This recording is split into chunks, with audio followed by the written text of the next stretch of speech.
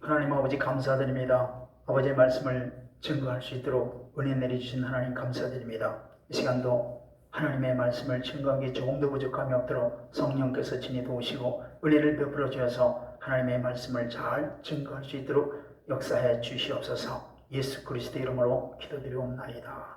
아멘. 우리 성경책을 보면은 맨 처음에 창세기가 나오죠. 창세기라는 그 의미는 시작이라는 뜻인데 무슨 시작을 하느냐. 하나님이 말씀으로 천지를 창조했다고 말씀하시죠. 6일 동안에 천지를 창조하시고 인간은 여섯째 날 하나님의 형상으로 흙으로 창조했다고 말씀하시고 있습니다. 그런데 창조된 그 인간에게 하나님의 명령의 말씀을 주셔요.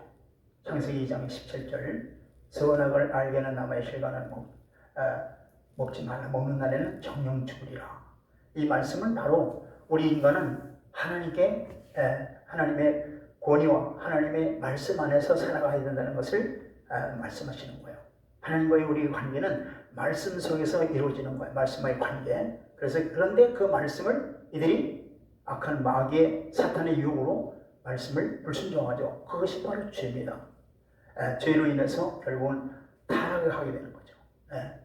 그런데 그 타락하는 가운데서도 하나님께서는 바로 창세기 3장 15절에 여인의 후손으로 메시아를 보내시겠다는 약속을 주세요.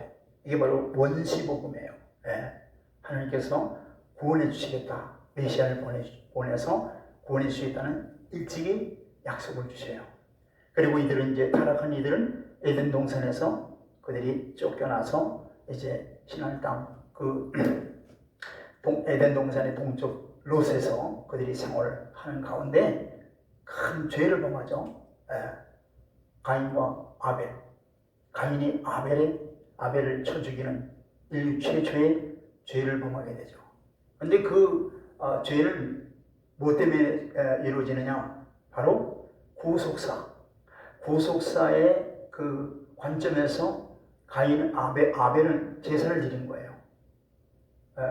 그러나 가인은 자기 방법대로 곡물로 제사를 드린 거예요. 이런 그 구속사적인, 다시 말해서 피로 말미암아 죄가 용서를 받는다고 하는 이것을 아벨은 아는 거예요. 그래서 그 제사를 하나님이 받으시고 가인의 제사는 받지 않은 거죠. 그걸로 인해서 형이 동생을 돌로 쳐 죽이는, 자기 제사는 안 받았다는 얘기죠. 그래서 최초의 죄를 범하게 되죠. 그런데 이때 하나님께서 뭐라고 말씀하냐면 죄의 손은 네게 있으나 너는 그 죄를 다스릴지니라. 그 말씀을 주시면서, 그 말씀이 무슨 말씀이냐면은 벌써 이미 죄를 범하면은 악한 마귀가 우리에게 심령이 죄진 인간에게 바로 죄로 들어와 있는 거예요. 죄로. 그래서 그 죄를 너는 다스리라고 그랬어요. 그러니까 우리가 예수를 믿는다 할지라도 우리 안에 옛사람들이 있잖아요. 그걸 바로 마귀가 그 옛사람을 가지고 우리를 죄질 수 있는 길을 갖다가 허락하는 거예요. 바로 그 길로 유인하는 거예요.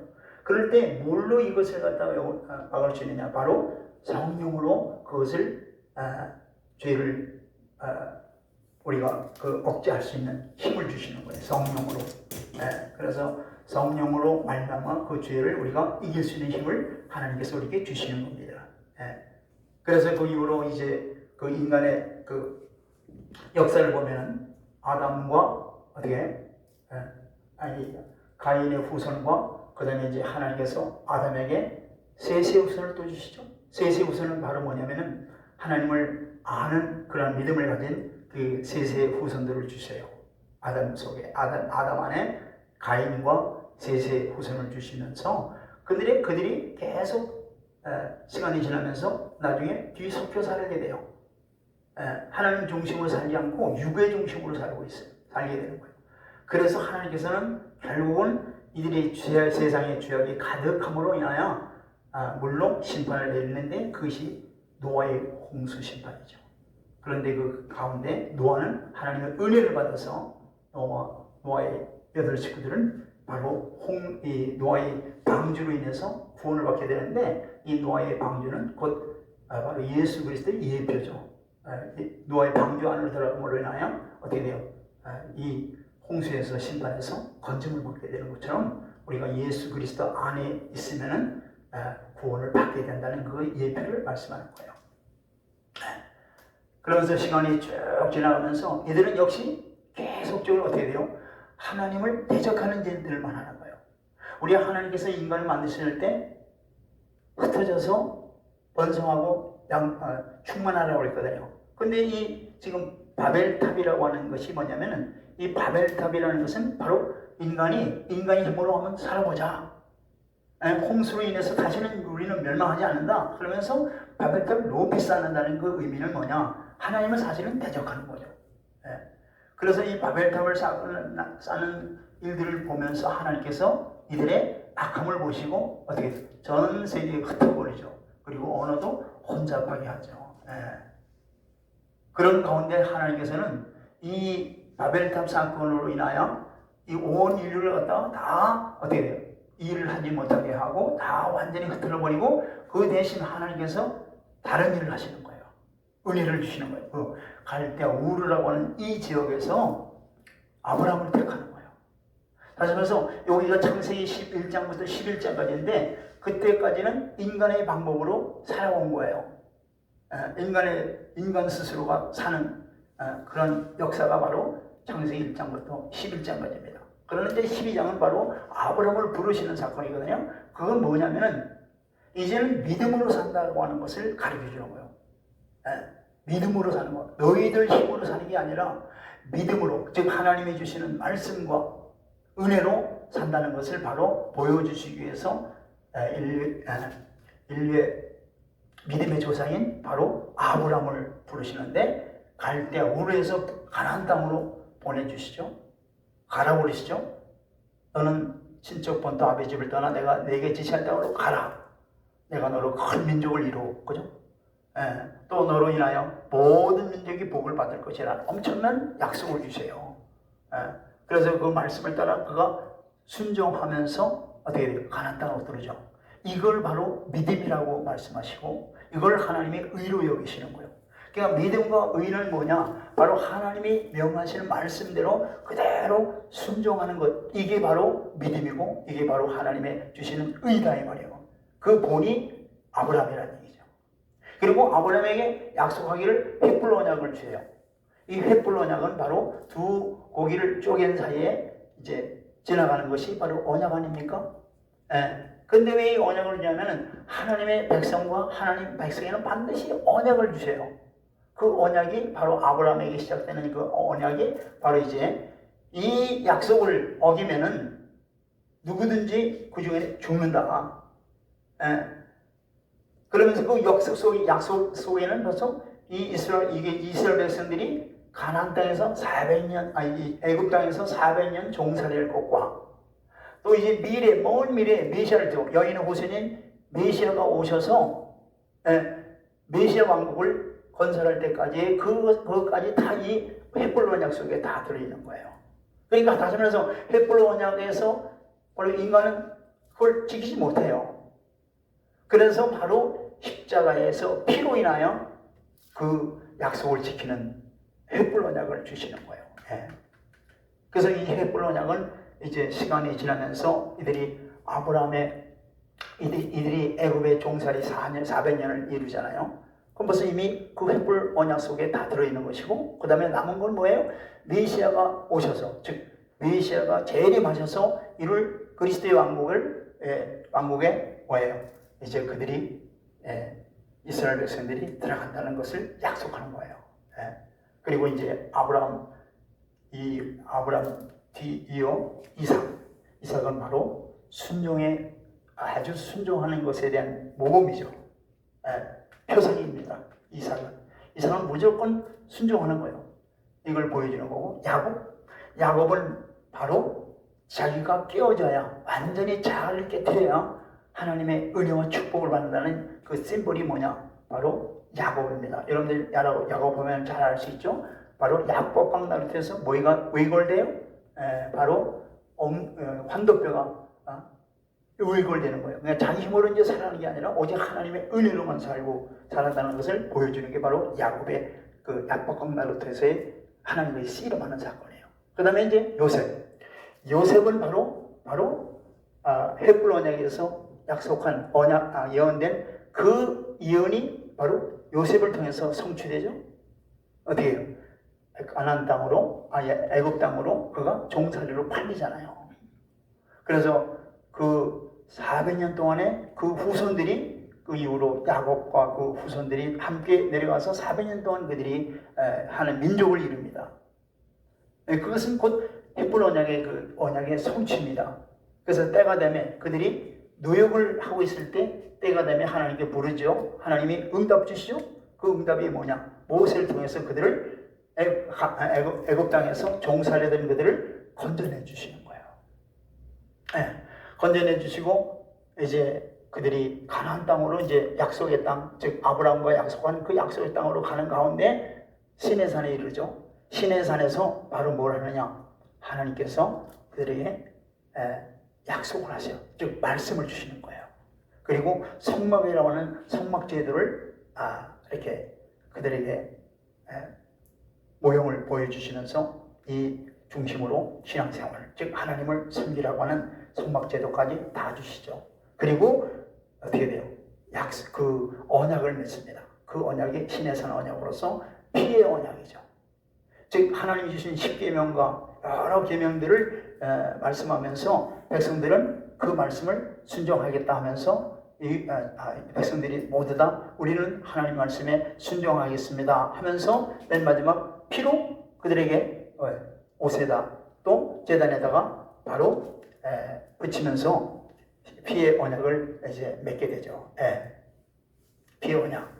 그리고 이제 그들이 이제 실제로 이제 성막을 통해서 행진하고 또 그 가나안 땅에 들어갈 때까지 성막을 중심으로 그들이 행진하여 이 성막을 보면은 행진할 때와 또 성막이 머물러 있을 때 그 위치를 가만히 보면은 맨 앞에 생긴할 때는 언약궤가 맨 앞에 가죠.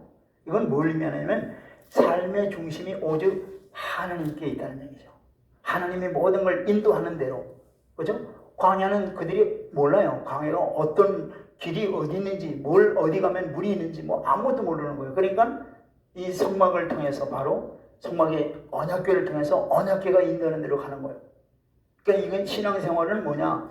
오직 하나님께서 인도하는 대로 가야 된다는 걸 이 성막 제도를 통해서도 우리에게 보여주는 거고, 그들이 머물러 있을 때는 성막이 어디에 제일 가운데 있죠. 이것도 역시 마찬가지예요. 삶의 중심은 오직 언약궤, 즉 하나님 중심이라는 것을 보여주는 겁니다.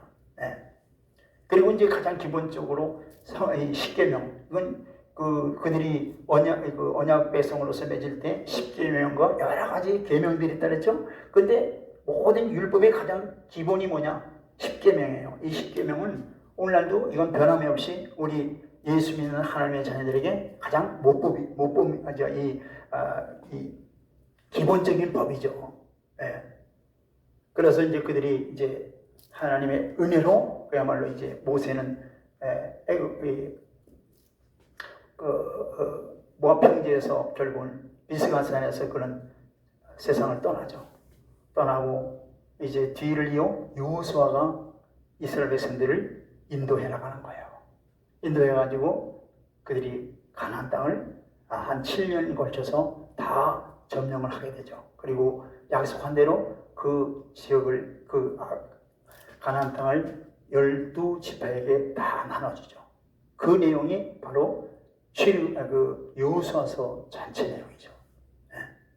그리고 이제 그들이 여호수아와 또 그 당대의 장로들과 종교 지도자들이 다 세상을 떠나게 돼요. 떠나면서 이제 소위 사사기 시대가 되어버립니다. 사사기 시대. 사사기 시대에 들어가면은요, 이제는 이제는 그 지도자가 사사를 통해서 이제 다스리게 하시는 거예요. 사사. 근데 이 사사가 한 13명이 이제 등장하는데, 이 사사기에서 가장 우리가 특징적으로 봐야 될 것은 이들이 물론 이 사사기의 그 내용들이 하나님 앞에 범죄하면 그들이 또 징벌을 받고 또 부르짖으면 구원하고, 그래서 사사를 보내서 구원하고, 그러면서 이제 이런 것을 한 7번 정도 이렇게 되풀이하고 있거든요. 그것은 오늘날 우리가 똑같아요. 그런데 이 사사기 시대의 특징이 뭐냐? 왜 이렇게 될까? 바로 사사기 맨 끝에 보면은 그들에게 왕이 없으므로 소견대로 행하였더라. 이게 한 2번 정도 나오거든요. 그게 바로 뭐냐? 오늘 똑같은 거예요. 이들이 사실은 왕이 없어요? 이들이 왕은요, 바로 하나님이 왕인 거예요. 예수 그리스도가 왕인 거예요. 오늘도 마찬가지요. 우리가 예수를 믿는다 하면은 우리의 왕은 예수 그리스도예요. 하나님이세요. 그런데 이 사사기 시대에 그렇게 고백하는 거, 그들이 왕이 없으므로 자기 소견대로 행하였더라. 근데 실제로 왕을 하나님으로 왕으로 삼지 않는 거예요. 신앙생활을 하나님 중심으로 하지 않는 거예요. 아까 성막제도에서 뭐라 그랬어요? 성막에서 핵심이 바로 언약궤의 중심이잖아요. 그게 하나님 중심으로 살아야 되는 거예요.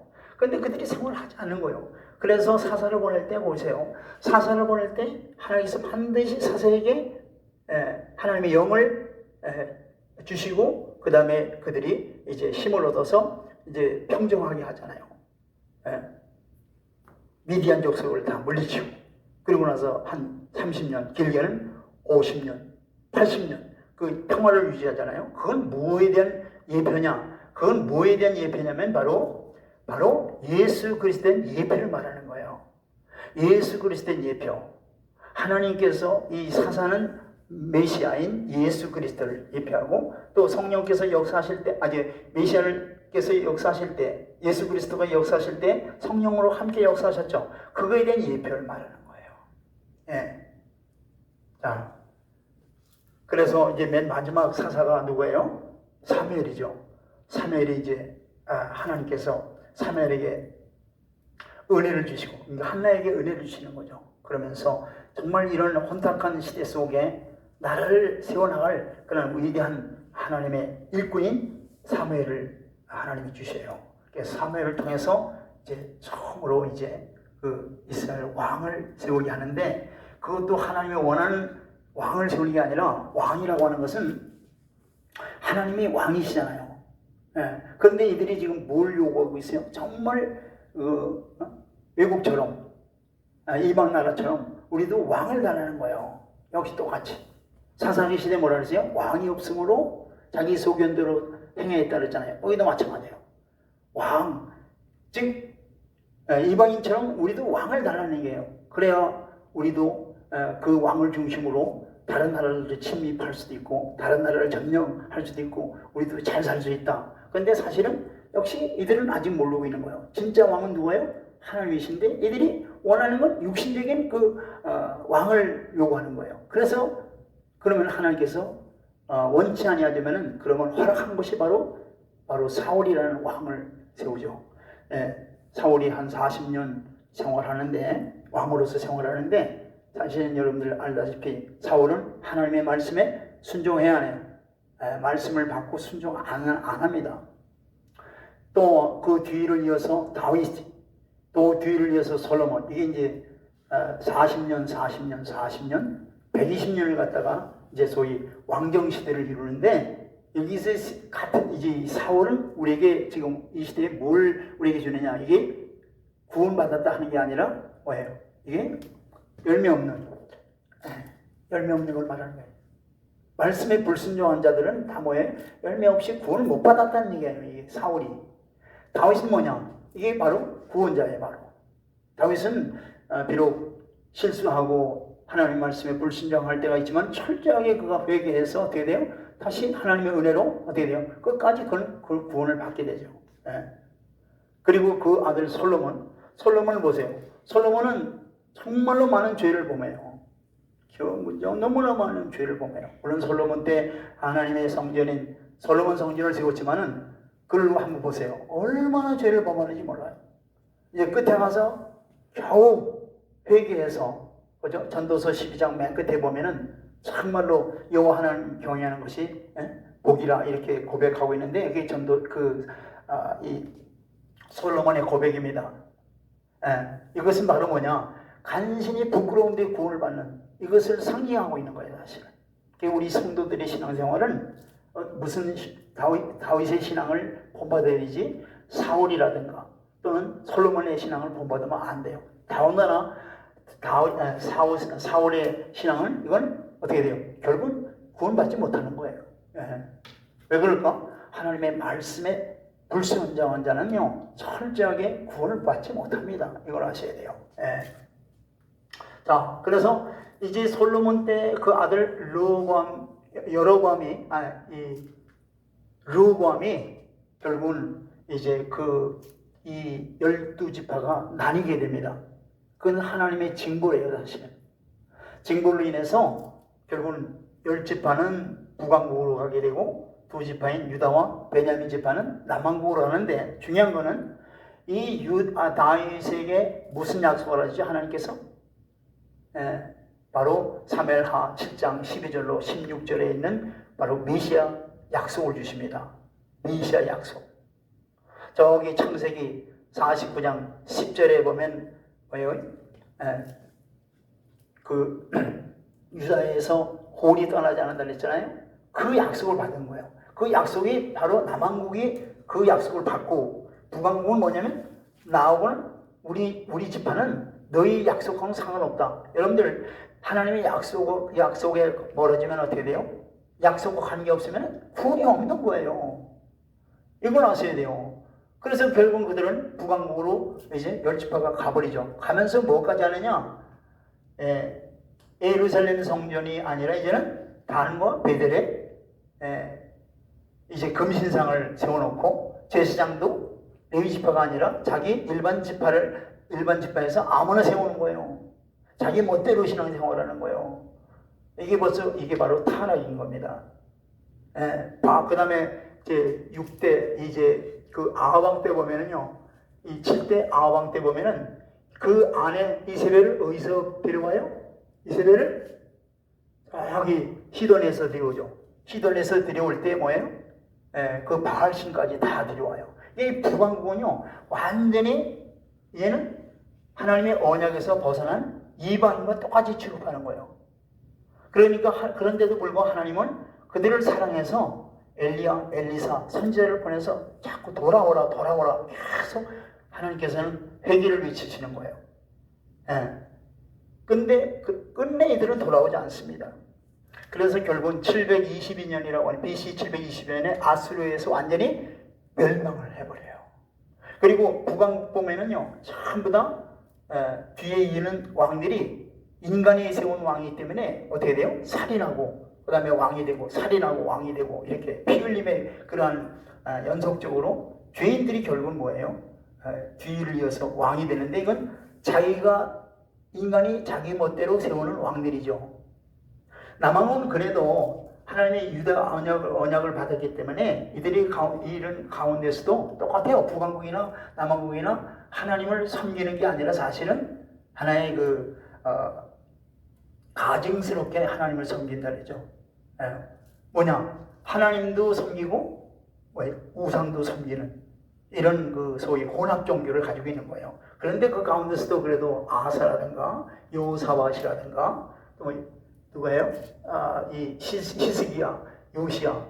그래도 그 왕들은 굉장히 신실하게 하나님의 말씀대로 백성들을 이끌어가는 그런 훌륭한 선임들이 있었죠. 그러나 결국은 그래도 역시 동일하게 북왕국의 멸망을 보고서도 남왕국은 역시 교훈을 삼지 못해요. 끝내는 어떻게 돼요?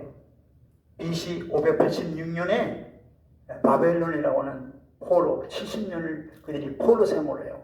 그러니까 다시 말해서 이 고국에서 바벨론 지역에 완전히 포로로 잡혀서 70년 동안 그 70년이 뭐예요? 하나님께서 회개하라고 하는 기간이죠. 그래서 하나님께서 이제 그래도 은혜로 이제 고레스라고 하는 메디파사의 왕인 고레스를 통해서 이들을 갖다가 바벨론 포로에서 그들을 돌려보내죠. 이게 하나님의 전적인 은혜죠. 그래서 이사야서의 말씀 보면은요, 이 고레스는 당대의 이들에게 뭐예요? 구원자죠. 그런데 그 고레스라고 하는 인물은 사실은 예수 그리스도의 하나의 그림자죠. 왜? 이들이 바벨론 포로 70년 생활에 죄를 사해준다 그랬거든요. 그 죄를 고레스 왕이 해주는 게 아니에요. 그러면 뒤에 오실 메시아가 모든 죄를 사하는 그것을 행하게 하시죠.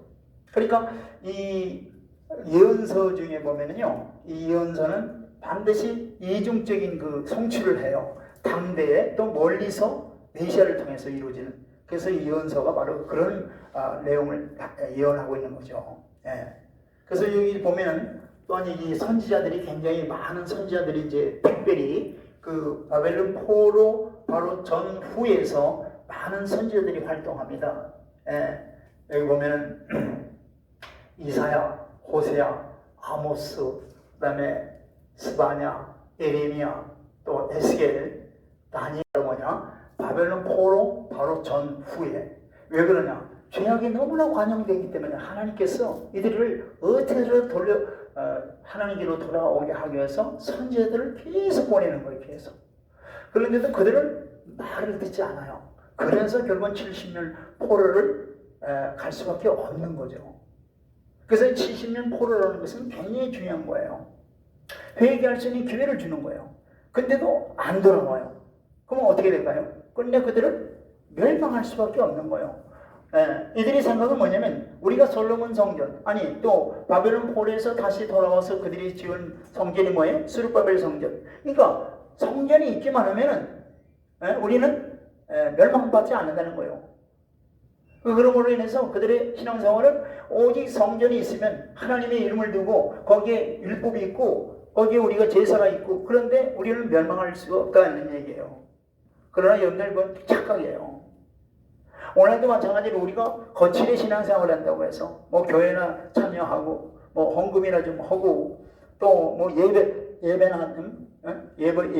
예배는 다 참여하고 그런다고 해서 구원받는 게 아니에요. 정말로 이들은 마음의 할례를 받지 아니하고 형식적인 의식생활을 했기 때문에 이들은 결국 뭐예요? 쭉쟁이에요. 쭉쟁이. 오늘도 마찬가지로 물과 성령으로 거듭나고 주의 말씀으로 내가 완전히 깨어지고 예수 그리스도가 저와 여러분들의 주인이 되어서 우리의 삶이 거룩한 산 제물로 드리는 삶, 이게 바로 뭐냐? 하나님이 기뻐 받으시는 삶인 줄 믿으시길 바랍니다. 예. 자, 그들이 돌아와가지고 이제 성전을 건립하는데 자기네들 집만 어떻게 아름답게 꾸미고 하나님의 성전은 그들이 건립하지 않습니다. 물론 여러 가지 방해 여건이 있기 때문에 그랬는데, 그래서 하나님께서 그 선지자 중에 바로 에스라, 또 느헤미야, 느헤미야, 그다음에 에스더, 이런 스가랴 선지자를 통해서 정말 성전을 건립해라. 성전 건립. 굉장히 그 성전 건립을 굉장히 강조를 하고 있죠. 그 성전 건립이 왜 그럴까? 그 성전은 바로 왜요? 하나님이 함께 하시는 거예요. 성전이 하나님이 함께 하시는데 오늘 신약시대에 그럼 뭘까요? 바로 성전이 저 여러분들이 성전이에요. 그러니까 이 성전이 바로 뭐냐? 하나님의 말씀과 성령이 함께 임재하는 것이 바로 성전이에요. 또 예수님 자신이 성전이라고 말씀하셨죠. 그래서 하나님의 사역을 다 마치시고 부활 승천하시고 보내주신 분이 성령님인데, 성령님이 어디에? 믿는 자의 심령 속에 또 말씀을 주시고, 그러니까 우리가 성전이죠. 그러니까 구약시대의 이 성전이라고 하는 그 의미는 바로 우리 자신들이 즉 구약시대로 말하면 이스라엘 백성들이 참된 성전으로 하나님을 섬겼어야 되는 거예요. 그렇지 않고 그들은 의식적으로만 섬기고 율법을 가지고 있고 또 성전이 있으니까 우리는 절대 망하지 않는다는 거예요. 이건 잘못된 신앙이죠. 그래서 하나님은 계속 마음의 할례를 받아라, 할례를 받아라. 오늘도 마찬가지요. 마음의 할례를 진짜 우리가 받아야 하나님의 자녀고, 이가 바로 뭐냐? 정말 하나님이 기뻐 받으시는 거룩한 성전인 줄 믿으시길 바랍니다. 자, 그래서 그들이 이제 바벨론 포로에서 스룹바벨 성전까지 다 지었어요. 지었는데 이제 쭉 시간이 지나면서 이들이 역시 똑같이 어떻게 해요? 진짜된 신앙생활을 하지 못하는 거예요. 우리가 말라기 말씀 보면은 우리가 잘 알죠? 하나님 성교가요 무슨 의미가 있느냐 말이죠. 하면서 하나님이 있는지도 모르는 거예요. 이제 완전히 그때가 한 120년에서 한 150년에 바벨론 폴에서 돌아온 그 시점이에요. 그럴 때 이들의 신앙은 전혀 없는 거예요. 전혀 까먹고 다 완전히 없는 거예요. 그래서 하나님께서 바로 뭐라고 말씀하시느냐. 바로 가장 하나님을 경외하는 자 특별소유로 삼겠다 말씀하시면서 다시 뭐냐면 메시아가 오실 걸 약속하는 거예요. 메시아 오실 걸. 정말 우리 신앙생활은 너무나 중요한데 그게 뭐냐, 우리 거칠의 신앙생활이 아니라 정말로 우리 심령 속에 물과 성령으로 거듭나고 하나님의 말씀으로 우리가 새로워지고 강건해져서 정말 우리가 살아있는 성전으로서 하나님을 예배하고 하나님을 사랑하고 하나님을 위해서 사는 것, 이게 바로 참된 성전이요 하나님이 원하시는 하나님의 자녀들이다 이 말이에요. 그래서 예배라고 하는 이 자체가 뭐냐면은 우리가 성전에 모여서 잠시 하나님께 경배하는 이것이 예배가 아니라 이것만이 예배가 아니라 우리의 삶 전체가 예배가 되어야 되는 거예요. 살아있는 예배. 그 예배가 뭐냐? 거룩한 산 제물로 드려지는 거예요. 나의 생각, 나의 방법, 나의 모습은 다 없고 오직 우리의 주인 되신 예수 그리스도가 하나님의 말씀과 성령으로 우리를 이끌어 가시고 주의 뜻을 이루어가는 그런 삶이 되어야 될 줄 믿습니다. 아멘. 자, 그리고 여기 보면은 이제 이제 헬라 제국이 시작되는데 이제 헬라는 바로 뭐냐면은 그 앞에 메데파사를 다 이제 멸망시키고 헬라 제국이 이제 형성돼요. 그 역시 이 이스라엘이라고 하는 것은요, 그 위에 그 제국들이 항상 바뀔 때마다 항상 이 이스라엘은 그 거처가 되고 거기에 싸움터가 되고 아주 노름자 핵심이 되는 거예요. 저 북쪽에서 남쪽에서 북쪽으로 갈 때 반드시 이스라엘을 거치게 돼 있어요. 그러니까 이스라엘은 어떻게 돼요? 여기저기 다 그냥 여기저기 다 짓밟히게 되는데 이 헬라 제국 때 가장 이 셀루코스, 여기 뭡니까? 안티오코스 에피파네스 4세가 나옵니다. 여기 누구예요? 안티오코스 이 4세가 에피파네스 4세가 엄청난 이스라엘에게 엄청난 죄를 범해요. 뭐냐면 이들이 애국을 점령하러 갔다가 그들이 애국을 정리하다. 그래서 그 화풀이로 돌아가는 가운데 에루살렘을 들러보서 에루살렘이는 완전히 뭐예요? 이 성전에다 완전히 우상의 그냥 제물과 돼지 피 등등을 완전히 그렇게 이제 하나님 예배하는 것을 다 완전히 바꿔버려요. 율법도 다 없애버리고. 왜 그럴까? 화풀이를 하는 거예요. 너희들 때문에 우리가 졌다는 얘기예요. 애국과 싸우다가 로마에서 이제 거기 개입하니까. 그리고 실제로 이스라엘 백성들이 그들을 갖다가 동조하지 않고, 그러니까 그 화풀이가 완전히 그 예루살렘 성전의 그 신앙생활을 완전히 다 바꿔버려요. 율법을 다 폐해버리고. 그러니까 그것이 한 3년 반 정도, 그래서 그게 예표가 되는 거예요. 이제 후 3년 반에 있을 바로 적그리스도의 가장 그 대반란의 예표가 바로 그 안티오코스 에피파네스 4세가 바로 그 일을 바로 이스라엘 백성들에게 한 거예요. 그래서 그들은 그런 어려움을 겪고 결국은 그래서 그때에 등장된 바로 이스라엘의 왕조가 무슨 왕조냐? 하스몬 왕조가 되는 거예요. 하스몬 왕조는 바로 그러한 악한 세력들을 물리치고 오직 이제 하나님 말씀으로 우리가 똘똘 뭉치고 하나가 되자 하면서 이제 프로테스탄트한 것이 바로 이 하스몬 왕조인데, 이 하스몬 왕조가 한 80여 년 동안 이제 그 위에 아수르 제국으로부터 완전히 아수르가 아니라 이 셀루코스 왕조로부터 완전히 독립이 됩니다. 독립이 되면서 문제는 이들이 독립을 했지만은 너무나 하나님의 율법을 잘 지키기 위해서 율법을 안 지키는 자들은 오히려 많이 돌로 쳐 죽이고 그다음에 예루살렘에서 저 변방으로 내쫓고 엄청난 그런 핍박과 환난을 오히려 같은 민족끼리 합니다. 그러니까 이들 속에는 처음에는 그 셀루코스 왕조를 갖다가 외국인들을 갖다가 내쫓기 위해서 합심해서 이제 그야말로 독립운동을 했지만은 하고 나서 80년이 지나가는 가운데 그 말에 오히려 자기 동족을 막 굉장히 못 살게 구네요. 그러니까 거기서 뭐가 생기느냐? 정말로 이제 자기네들이 필요한 것은 그동안 하나님 앞에 간절히 사모했던 바로 메시아를 사모하게 돼요. 메시아.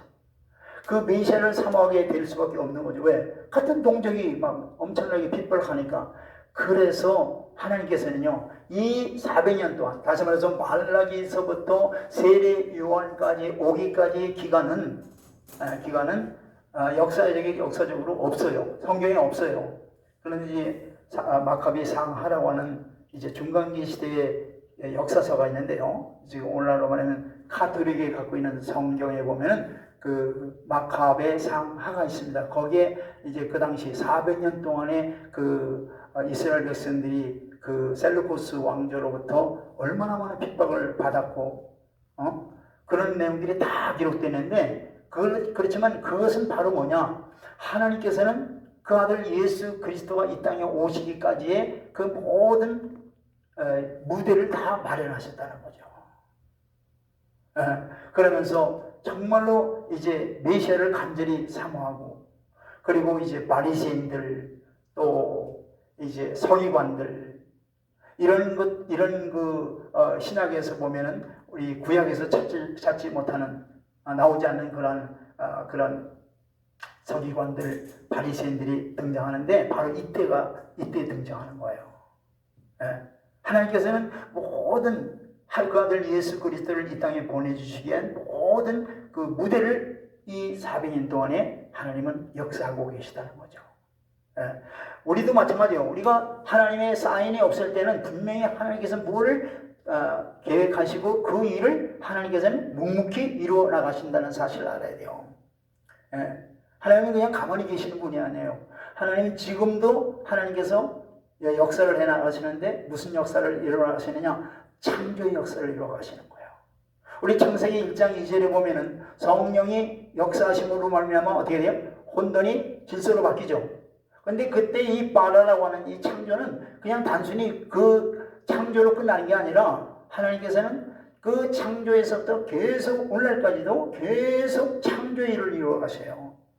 그 창조가 뭐냐? 우리 요한복음 16장 8절에 보면은 성령이 오셔서 무엇을 하세요?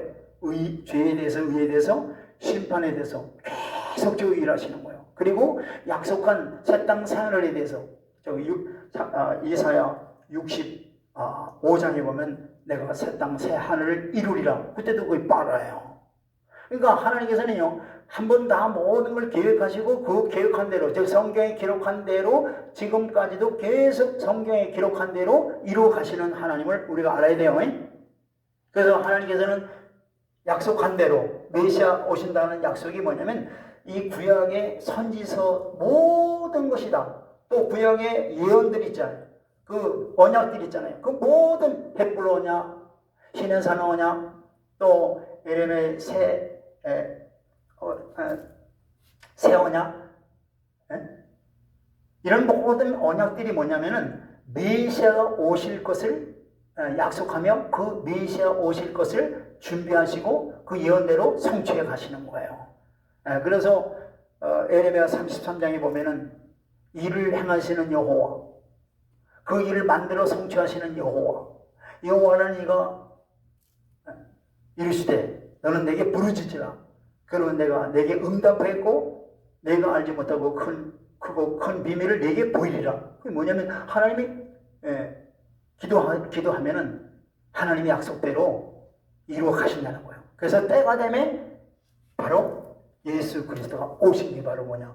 이게 우리에게 이 소망이 없는 이 시대에 뭐예요? 생명을 주시는 거예요. 아멘. 바로 오신 분이 예수 그리스도예요. 예수 그리스도. 그래서 우리가 아까 살펴봤지만 예수 그리스도는 뭐냐면 이 구약의 역사에 보면은 왕도 세우고 선지자, 그죠? 제사장, 또 여러 가지 사건들, 그죠? 여러 모양으로 여러 시대에 걸쳐서 다 뭐냐면은 오직 예수 그리스도에 대한 뭐예요? 오심에 대한 그림자예요. 그 그림자로 약속한 약속이, 아까 성막도 마찬가지예요. 성막도 모세가 지을 때 실체는 어디 있어요? 하늘에는 실체를 모형으로 보여주신 거죠. 그 실체가 뭐예요? 예수 그리스도. 그러니까 예수 그리스도가 오신 거예요. 지금부터 2000년 전에. 바로 그분이 예수 그리스도시며 그분이 하나님이시단 말이에요. 하나님이 친히 인간의 몸을 입고 오셔서 뭘 하시느냐? 구약의 제사 제도, 그게 뭐예요? 피 흘림의 제사죠. 그 피 흘림을 친히 하나님이 이루신 거예요. 십자가에서. 그 피로 이루신 거예요.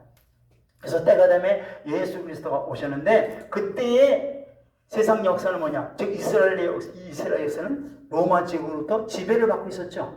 로마 제국으로부터 지배를 받고 있는 거예요. 그런데 이 이스라엘 백성들은 바로 뭐예요? 이 로마 제국에 굉장히 항거를 하고 있는 거예요. 막 프로테스탄트 하고 있는 거예요. 왜 그럴까? 이 로마 제국은 뭐예요? 로마 황제를 숭배하라는 거예요. 그리고 로마 제국의 그 권력, 유지하려면은 병력이 있어야 되거든요. 그 병력을 하려면 뭐예요? 병역의 의무를 해야 되고, 또 세금을 내야 되고, 물론 뭐 로마 제국이 아니더라도 세금은 국가에다 내는 거니까 그건 상관없지만은 로마 황제를 갖다가 숭배를 해야 되고, 또 이제 그런 병역의 의무를 해야 되고, 그러니까 뭐예요? 이 기독교인들에게는 전혀 거리가 먼 거죠. 그러니까 뭐 어때요? 거기에 협조를 안 하는 거예요. 그래서 사실은 핍박을 엄청나게 핍박하게 돼요. 그 핍박이 바로 한 300년 동안의 핍박을 하는 거죠. 그 핍박이 뭐냐? 그 핍박으로 인해서 카타름이라는 게 바로 생긴 거예요. 그런데 그 전에 예수님이 십자가를 지시고 다 이제 부활승천하시고 이제 그 70년 동안에 로마 제국한테 얼마나 이 유대인들이 막 항거를 하고 폭동을 일으키고 끝내 70년에 뭘 해요? 디도 장군에 의해서 완전히 초토화시킵니다.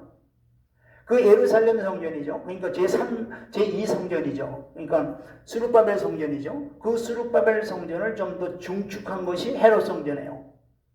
그 헤롯 성전을 완전히 다 초토화시켜버려요. 왜? 이들을 내뒀다가는 우리 로마 제국이 정말 큰일 나겠다 하고서 완전히 디도 장군을 통해서 완전히 다 초토화시키고 그들을 전 세계에 흩어버려요. 그때부터 이스라엘 백성들은 디아스포라라고 그러는 거예요. 전 세계에 흩어버려요. 그리고 예루살렘 지역은 전혀 살지 못하게끔 A라고 하는 표시를 해요. 에일리언이에요. 그러니까 이 지역은 절대 유대인들이 살 수 없게끔 완전히 펜스를 쳐버려요. 그리고 이제 기독교가 조그맣게 이제 시작하게 되는 거죠. 조그맣게. 그러면서 이제 바로 로마 제국은 계속 이제 그 기독교인들이 로마 황제를 숭배하지 않고 병역의 의무도 하지 않으니까 계속 핍박하는 거예요. 그래서 네로부터 시작해가지고 한 10번에 걸쳐서 그 로마 황제로부터 굉장한 핍박을 가하게 되죠. 이 네오디우시우스 황제는 그때 이제 바로 세례 요한이 사도 요한이 그때 이제 바로 순교를 하게 되는 거죠. 어쨌든 상당히 많은 시간을 거쳐서 핍박을 받게 되죠. 근데 여기에 이제 그 황제 가운데 콘스탄틴 이 황제가 있는데 이 황제가 바로 이제 그 로마 제국에는 이제 그 황제들이 한 4명 또 2명 부황제까지 이렇게 하다가 이제 그들 가운데 이제 서로 알력이 생기고 이제 하나로 통일하기 위해서 이 콘스탄틴 황제가 이제 그 막베니어스죠. 그 황제하고 이제 싸움을 하는데 그 전날 꿈을 주시는데 꿈이 뭐냐? 이 표를 가지고 군사들을 갖다가 다 표를 해가지고 나가서 싸우면 이긴다고 하는 꿈에 그걸 보여주시는 거예요. 그 꿈이 뭔가 했더니 표가 십자가예요. 그 십자가를 다 이제 군령들에게 다 옷에다가 다 하고 깃발도 그렇게 해가지고 결국은 그 꿈대로 이겨버리죠. 그래서 유명한 뭐예요? 그것으로 인해서 생긴 걸 뭐예요? 이 콘스탄틴 이때 바로 300 몇 년이죠? 여기 콘스탄틴 황제로 인해서 기독교가 국교가 되어버리죠. 그때부터 이제 핍박이 먹게 되면서 지하에 카타콤에서 올라오게 되는 거죠. 카타콤에서 올라오면서 이제 정식으로 이제 로마 제국의 하나의 기독교가 종교가 된 거예요. 그러면서 이제 마음대로 이제는 하나님께 예배하고 그러다 보니까 이제 이 로마 제국이 이제는 기독교를 통해서 이제는 큰 제국을 이룰 수 있겠냐라는 어떤 확신이 오게 되는 거죠. 그러니까 기독교를 어떻게 돼 이제는 이용하면서 활용하면서 기독교에 대해 많은 혜택을 주는 거예요. 혜택을 주는데 여기서 문제는 그 혜택을 받는데 문제는 우리가 기독교의 그 하나님의 진리의 말씀대로 쭉 해나가면 되는데 이들은 기독교를 이용해서 자기 제국을 갖다 넓히려고 하니까 어떻게 혼합장교를 만들어버리는 거예요. 즉 다른 이교도들과 함께 기독교를 섞어버리는 거예요. 섞어버리면은 이제 모든 우상신을 섬기던 그들이 기독교로 들으면은 그 우상 그대로 가지고 들어와도 된다. 그러니까 얼마나 참 이게 혼합된 그런 기독교가 돼버려요. 그때부터 시작해가지고 계속적으로 뭐예요? 로마 가톨릭이 바로 이제 거기에 시발점이 되는 거죠. 그러니까 이 로마 가톨릭이라고 하는 데는 바로 뭐냐? 이제 하나님의 말씀이지만은 어떻게 돼요? 하나의 이 말씀 안의 중심이 아니라 어떠한 다른 여러 가지 이교도들에 대한 것들을 다 플러스 시켜가지고 하나님을 섬기는 화상 예배라든가 뭐 여러 가지 있잖아요. 그런 것들을 다 혼합해가지고 그리고 하나님의 말씀대로 그들이 한 게 아니라 마치 이제 그 다음에는 로마 캐톨릭이 교황이 이제는 어떻게 돼요? 그걸 교회 머리라고 해가지고 교황의 말이 곧 하나님의 말이라고 하면서 이 중세 시대에 그 모든 종교의 아주 우두머리가 교황이라고 하면서 교황의 말이 하나님의 말씀이라는 얘기예요. 그런데 이것이 정말 잘못된 게 뭐냐면 하나님의 말씀대로 행한 것이 아니라 여러분들 교회 머리가 누굽니까? 에베소의 말씀과 같이 교회 머리는 예수 그리스도세요. 교회 머리는 예수 그리스도인데 그들은 교황이 교회 머리라는 거예요. 그러니까 그리고 또 말씀대로 행하지 않는 거예요. 말씀을 들여다보니까 말씀은 전혀 거리가 먼 거예요. 왜? 그 당시에 말씀이 라틴어로 되어 있거든요. 라틴어는 일반 평민들이 알 수 없는 아주 어려운 말인데 그야말로 그냥 강론이라고 해가지고 라틴어 기록된 그 말씀, 하나님 말씀을 말씀대로 하지 않고 그냥 자기 나름대로 이용하는 거죠. 한마디로 말해서. 백성들은 아무것도 모르죠. 물론 간간히 이제 종교개혁 전에 있는 그런 에라스무스라든가 이런 인물들이 하나님의 말씀을 보니까 이 교황이 말하는 거는 전혀 거리가 멀거든요. 정말 거리가 멀거든요. 또 구원관도 전혀 거리가 멀어요. 구원은 뭐예요? 예수 그리스도를 우리가 믿음으로 구원을 받는 건데 행함으로 인해서 구원도 받을 수도 있다. 뭐 여러 가지 성경에서 벗어나는 것들이 한두 가지입니까? 그래서 중세 기독교는요. 중세 시대는 암흑의 시대라고 그러는 거예요. 그러다가 1520년대쯤 됐을 때 그 깃발을 든 것이 무슨 깃발? 이건 진리가 아니다. 그래서 비텐베르크의 95개 항목을 가지고 프로테스트한 것이 바로 루터 아니겠습니까? 우리는 정말로 하나님 말씀으로 돌아가자. 우리가 구원받는 것은 우리의 행위로 구원받는 것도 아니다. 우리의 금식과 여러 가지 무슨 율법으로 행위로 구원받는 게 아니다. 오직 예수 그리스도의 말씀과 오직 성령으로 우리가 구원받는 거지 지금 로마 가톨릭에서 하고 있는 그게 아니다. 그러면서 프로테스트 이루은 것이 뭐예요? 종교개혁이에요 바로. 그러니까 그 전에 사실은 이 로마 캐톨릭이 교황의 말을 듣지 않는다고 해서 이룬 게 뭐예요? 이게 바로 종교재판이에요. 아니 교회 말에 순종하지 않는다고 다 재판에 걸어가지고 다 죽이는데 그 죽인 숫자가 얼마냐? 지금 역사적으로 기록된 것이 거의 1억이에요. 1억.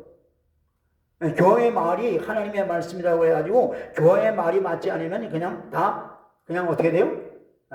완전히 순교시키는 거예요. 종교재판으로. 그렇습니까? 전혀 그렇지 않아요. 하나님의 말씀에 벗어나는 것이 없는데도 불구하고 자기 나름대로의 어떻게 돼요? 기준을 정해가지고 즉 교회의 말이 맞지 않으면 그냥 사형이에요. 사형. 거기에 쓰임받은 자들이 바로 수도사들이에요. 수도사들이 처음에는 의도는 너무나 좋죠. 왜? 교회가 타락하니까 수도사 산에 들어가서 수도 생활을 한 거예요. 그런데 그들이 나중에 그걸 뭘 이용해서 하냐?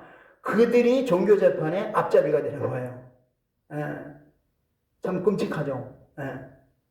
그런데 그것이 오늘날에 이르러가지고 WCC의 그 수장이 뭐냐? WCC의 수장이 바로 로마 캐톨릭이에요. 교황이란 말이에요. 교황. 그러니까 다시 그걸 부활시키는 거예요. 그래서 이걸 모르면은요, 이 역사를 모르면은 이게 왜 그런가? 이거 역사를 모르고 그 속내의를 모르면은요, 우리 기독교의 교회들도 다 세계 평화를 이루고 하나가 되고 그런데 구원은 또 우리 기독교만이 아니고 다른 데서도 할 수 있고 오직 하나님만 만나면 된다는 식으로 이렇게 일을 해 나가는 거죠.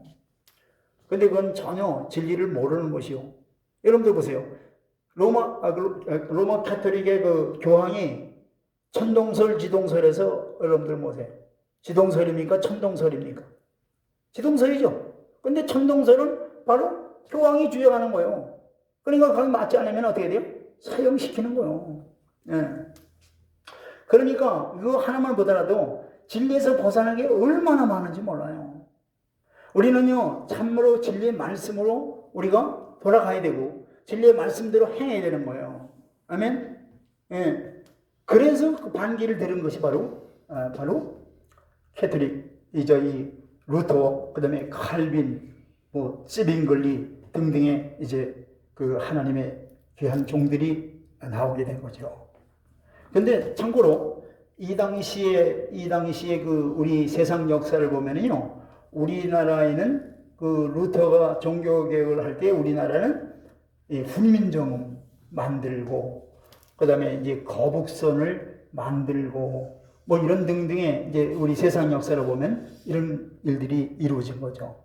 그래서 참 이 하늘에 드는 성경과 역사의 이제 흐름을 보면은요, 아주 그 입체적으로 성경 중심으로 하면서 위아래로 세상 역사를 보게 되는데, 또 한 가지 특징적인 것은 뭐냐면 이스라엘은 70년에 완전히 나라를 잃어버린 거예요. 나라를 잃어버리는데 이스라엘 역사를 보면은요, 쭉 중간에 뭐가 있느냐? 알리아가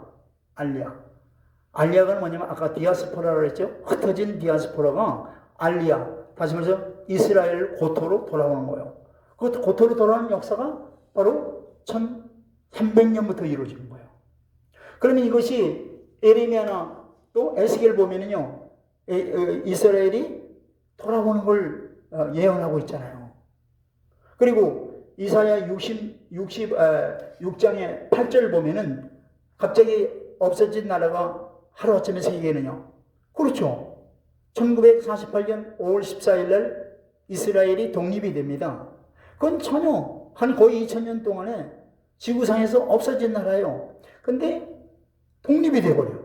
그러니까 이사야 66장 8절의 말씀이 예언의 말씀이 증거되는 거예요. 그런데 중요한 것은 이스라엘의 그 에레미야서라든가 이사야에서 말씀 보면은 반드시 언약을 맺은 다음에 특히 새 언약을 에레미야 31장 31절로 34절 보면은 그 언약을 예언하시고 뒤에 무슨 말씀을 하느냐면은 이 언약은 반드시 이루어지는데 만약에 이 언약이 안 이루어지는 경우는 어떤 경우냐? 전체가 지구, 별, 달 이런 것들이 다 없어지면 이 언약은 없어지리라. 그 얘기는 뭐예요? 이 언약은 반드시 이루어진다는 거예요. 이와 같이 이스라엘과 언약을 맺은 이 언약은요, 반드시 다 성취하시는 거예요. 물론 성경에 있는 말씀들이 다, 예언의 말씀들이 다 이루어져가고 있고 현재 이루고 있고 앞으로 이룰 겁니다. 그러니까 우리가 이 역사를 보면서 이 무화과 나무가 이 싹을 내고 그 다음에 이제 이 세대가 지나기 전에 곧 오리라, 그대로 말씀 이루어지는 거예요. 지금 우리가 살고 있는 이 시대가 바로 그 시점에 임박해 와 있는 겁니다. 바로 임박해 와 있는 거예요. 그래서 이 계시록이라는 게 뭐냐면, 계시록이라고 하는 것은 이제 계시록 1장 1절에 예수 그리스도의 계시지 요한의 계시가 아니에요. 예수 그리스도께서 계시한 그 내용이 뭐냐면 요한 계시록이에요. 그러니까 요한 계시록을 반드시 어떻게 돼요? 성취되는 거예요. 요한 계시록에 있는 내용들이 바로 이제 여기 보면은요, 저기 보면은 요한 계시록에 보면은요, 이제 그 여러 가지 그 소위 설이 많죠. 무슨 역사적 전천년설이냐, 후천년설이냐, 또 무천년설이냐. 근데 분명한 것은요, 성경은 그대로 이루어지는 거예요. 상징이 없어요. 하나님께서 말씀하신 그대로인데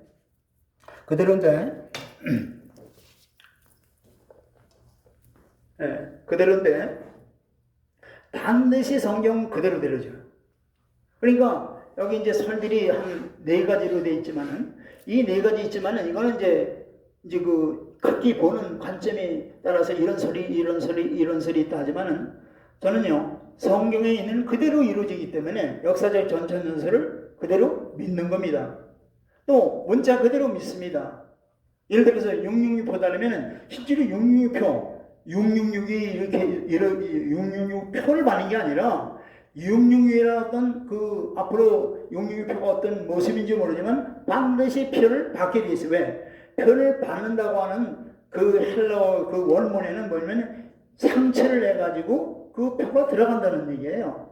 이게 상징이 아니죠. 상징이면 어떻게 상처를 내 가지고 흠집을 내 가지고 그 안에 들어갑니까? 반드시 이루어지. 그러니까 성경을 보실 때요, 상징적으로 보는 부분은 몇 가지 안 돼요. 문자적으로 봐야 되는 거예요. 그렇기 때문에 성경에 있는, 특히 요한계시록에 있는 뭐는 상징이다 절대 그렇게 보시면 안 돼요. 그렇기 때문에 성경을 있는 그대로 우리가 볼 수 있는 성령의 조명해달라고 기도를 하셔야 돼요. 그래서 이 계시록에 있는 그런 여러 가지 설들, 심지어 그것을 우리가 잘 인도를 받지 못하면 굉장히 많은 그 혼란을 일으켜요. 그래서 예수님이 마태복음 24장에 뭐라 그랬어요? 너희가 깨어있으라 그랬잖아요. 유혹을 조심하라 그랬잖아요. 마지막 때는 거짓 선지자들이 굉장히 많이 나온다 그랬어요. 여기 있다 저기 있다 해도 믿지 말라 그랬어요. 정말 우리는 하나님의 살아계신 말씀대로 깨닫고 그 말씀대로 행해야 됩니다. 아멘? 그럴 때 하나님께서 약속하신 대로, 그 약속한 게 뭘까? 약속한 것이 바로 그리스도께서 오셔서 무슨 나라를 이루어요? 그리스도의 나라를 이루십니다. 그것이 바로 세상 나라가 그리스도의 나라. 계시록 9장 15절에 보면 이 세상 나라가 그리스도의 나라라고 된다고 그랬어요. 또 다니엘서 2장에도 보면은 큰 금신상을 갖다가 어떻게 살아있는 돌이 촛불이죠. 그러면서 그 돌들이 태산을 이루면서 이 땅에서 태산을 이루는 거예요. 하늘 아래에서 이루어지는 게 아니에요.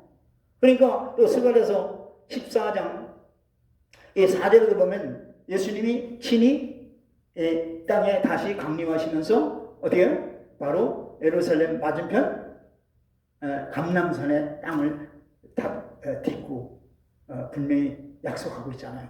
성경은 그대로 이루어집니다.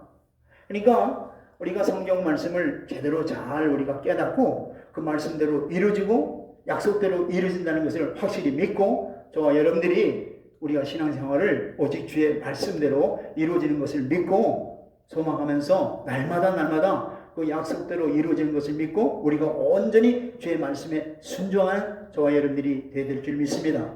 다음 시간서부터는 이제 한 항목 자세하게 이제 들어갈 겁니다. 오늘은 이렇게 전체 라프하게 6천년 역사를 갖다가 이렇게 우리에게 쭉 훑어본 시간을 가졌는데요. 다음 시간부터는 창세기에서부터 계시록, 출애굽기서부터 계시록, 그 다음에 레위기서부터 계시록, 이제 왔다 갔다 하면서 성경이 정말 뭘 말씀하시는가, 그 하나님의 의도하심, 하나님의 뜻을 우리가 포커스를 맞추면서 말씀을 이제 공부하려고 합니다.